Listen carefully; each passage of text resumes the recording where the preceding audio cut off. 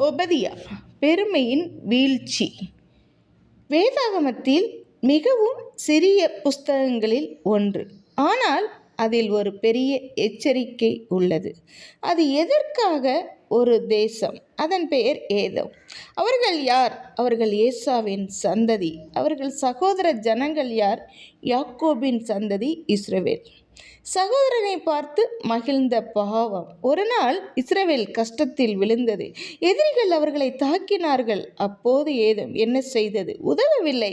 அவர்கள் தப்பித்து ஓடுவதை தடுத்தார்கள். எதிரிகளுக்கு உதவினார்கள்.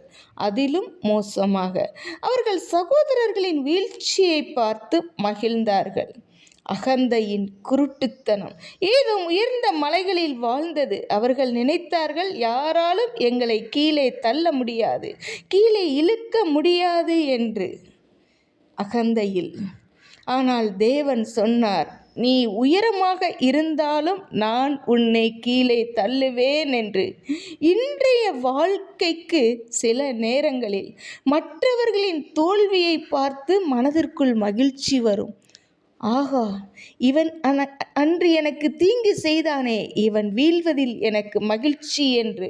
அவன் விழுந்தான் என்று நினைப்போம். ஆனால் தேவன் அதை விரும்பவில்லை. உண்மையான விசுவாசி மற்றவர்களின் வீழ்ச்சியில் மகிழ மாட்டான். அகந்தை உயர்த்தும், ஆனால் இறுதியில் கீழே தள்ளும் என்பதை நினைவில் வை. பெருமையுள்ளவனுக்கு தேவன் எதிர்த்து நிற்கிறார். எளியவனை பிரபுக்களோடும் ராஜாக்களோடும் உயர்த்தி அமரப்பண்ணுகிறார். கர்த்தாவே, அகந்தையை என் இதயத்திலிருந்து அகற்றும், தாழ்மையுடன் நடக்க எனக்கு கற்றுக்கொடும் என்று சொல்லி நாம் தேவனை நோக்கி வேண்டுவோமா? கர்த்தர் தாமே உங்களை ஆசீர்வதிப்பாராக. ஆமென்.